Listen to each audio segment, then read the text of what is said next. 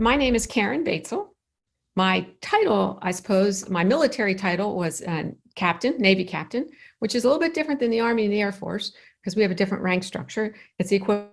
But my title right now is Battle Axe. That is a name that came with me from the Navy and from other places. And I named my business that in order to sort of capture who I am. And a lot of people have said, well, why in the world would you call yourself a name like that? Well, the truth of the matter, if you look at the history of that term, it just means a strong, sharp-tongued woman. And I thought, nothing wrong with that. So that's who I am. There's nothing wrong indeed with that. Do you mind if we jump straight into some of the student questions Not that at all. are even emailed to me? And those of you who just jumped on, feel free to put those questions in the chat to Captain Baetzel. I'll put her website in our chat right now, so you guys can check that out. That's truebattleaxe.com. So we have a question. One of the students wanted to know that you had over 30 years as one of the Navy's senior most female aviators. How did you go about that? And was it more difficult being a woman than if you were a man? The way I went about it was, first I joined the Navy, and I joined it. I made a decision when I was probably along the age of the kids that are listening now and the students that are listening now. I didn't have a lot of opportunity where I was growing up, didn't have a lot of family support to sort of go to college or do that sort of thing. So I kind of had to figure that stuff out on my own. And I managed to get through community college and a four-year college. And then it was, what do I do now? And I saw a woman in an airport. This is a true story. Saw a woman in an airport in a uniform. And to this day, I don't know what uniform she was wearing, whether she was a flight attendant or a military person. But I looked at her and I said, I'm going to do that. Now, I don't recommend that as a decision-making process, guys, because that just happened to work out great for me. So there are lots of places where you can find out information about the military service. Once I got in the Navy, I looked at the Navy and I really loved it. And I thought there's three things people in the Navy do. They fly planes, they drive ships, or they drive submarines. Well, at that time, there were no women allowed to drive submarines, so that left ships and planes. And I thought I would enjoy flying more than driving a ship. Now, you want to know how much flight experience I had when I made this momentous decision? Right there, none.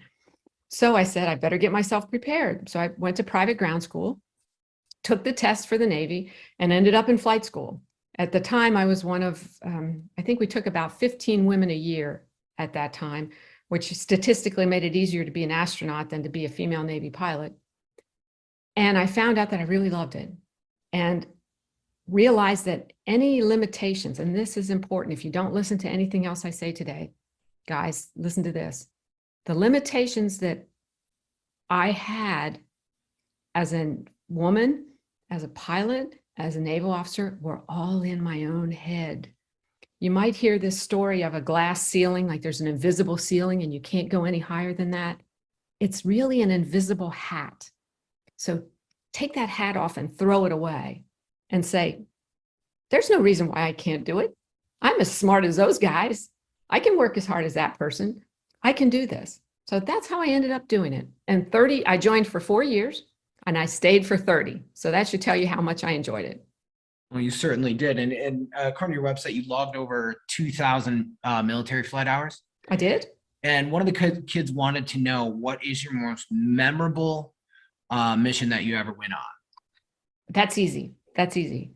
This was a routine, very routine utility flight in an H-46 helicopter, which is the heavy tandem lift helicopters, two rotor heads, and you often see them carrying loads underneath in some sort of sling. But we were just doing a routine utility hop to go pick up some people, some Marines that had been out on sort of like a week-long training exercise, and they were out in the woods and we had to go pick them up. So we picked them up, and as we were coming back, we were flying over the Chesapeake Bay near Patuxent Naval Air Station, which is where the test pilot school is. And we're just a couple of helicopter pilots chugging along, and all of a sudden we hear an emergency beacon. Now, most of the time, like smoke detectors, an emergency beacon goes off and it's just a mistake or somebody's testing it. But it turned out this one was a real one. And we look up, and coming down in front of our helicopter were two parachutes with two guys that had to jump out of a aircraft that they had to eject because the aircraft was on fire. And being in the right place at the right time, we picked up me and my crew picked up two fellow naval aviators who jumped into 53-degree seawater. Now, let me tell you something. 53-degree seawater will kill you quickly. Hypothermia will set in, and you can kill you quickly, even if you're wearing a wetsuit, which these guys were. Even as it was, we watched them hit the water, went immediately in to pick them up, and they could barely move. That's how cold the water was. And one of those guys that we pulled out of the water went on to be an astronaut. So my most memorable flight was one where you just never expected in a million years that something cool like that would happen. Not for those guys, but the opportunity to save a life for somebody that went on to be somebody fabulous. So remember that flight for the rest of my life. That sounds like it's something straight out of a movie. It does, doesn't it? Absolutely incredible. One of the kids wanted to know, how would you recommend for someone to prepare for the military flight aptitude test? And for those who don't know what that is, can you explain that? Sure. There's a test, sort of a standardized test, and it's a highly predictable test to tell whether you have the skills and aptitude to be a pilot. And obviously, aptitude is not just something you're born with. Aptitude is something you develop.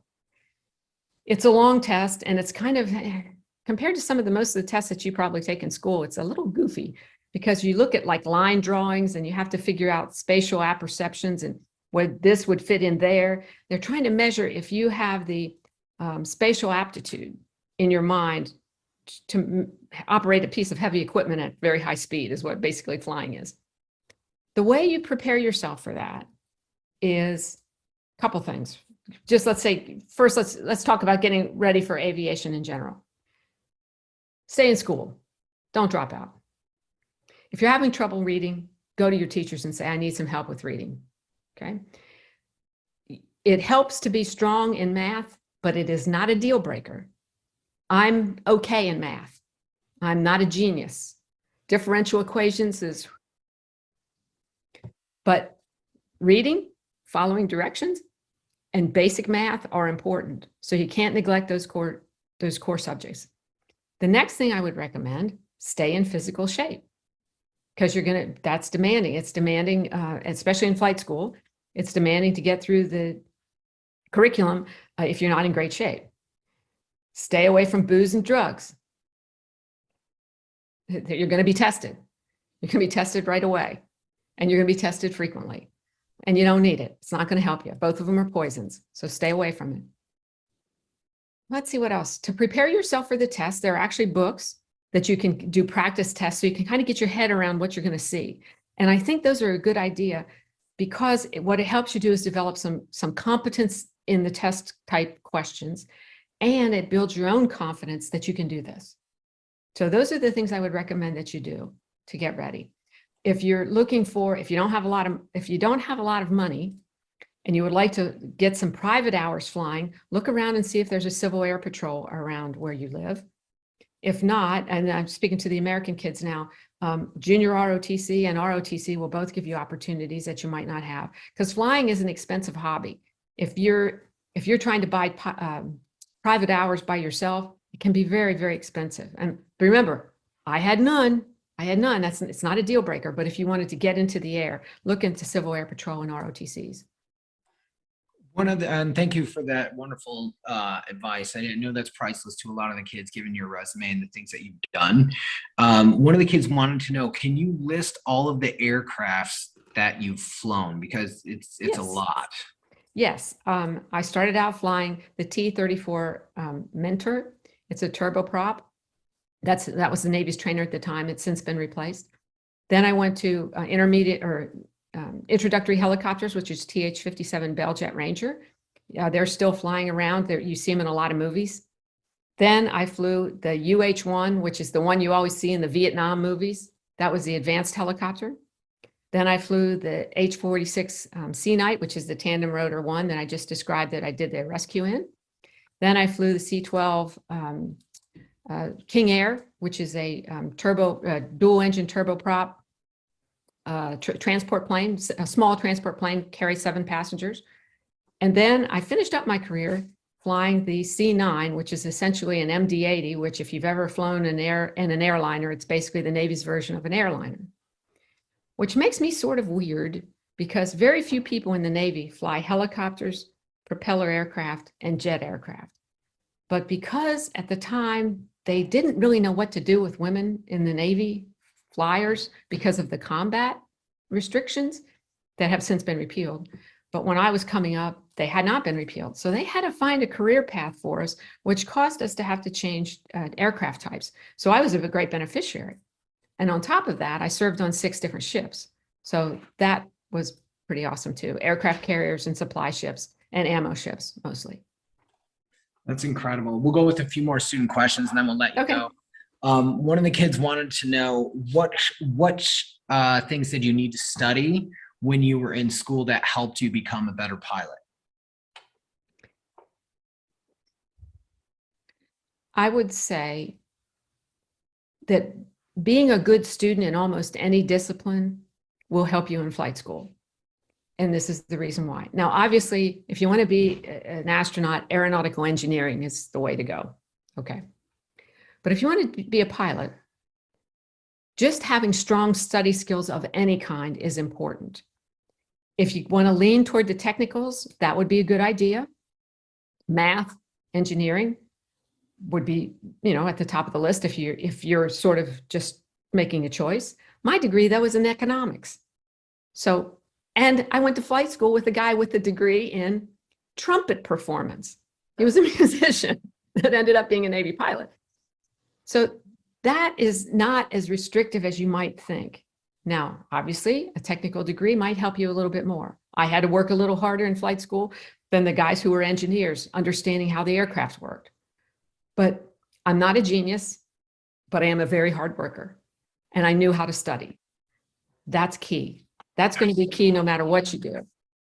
So I would tell you, learn how to study. And your teachers would, if you went up to your teachers and said, help me learn how to study better, they would love you. That is true. And it all it takes is that first step for a million miles is just that first step. So you're just asking. So before we let you go, and I put your website out there for everyone to check out before we end the meeting for all, is there any advice that you could give to these kids, even if they don't want to become a pilot or they were just kind of interested a little bit, whatever they want to go off into the world and do, as someone as accomplished as yourself, what kind of advice could you impart on them? Sure. You have a long life in front of you, guys, a really long life, but you're entering into a time in your life where you can make decisions that are really critically important, that could last the rest of your life. So here's some advice from an old lady, okay? Slow down. You don't have to run out and get married right away.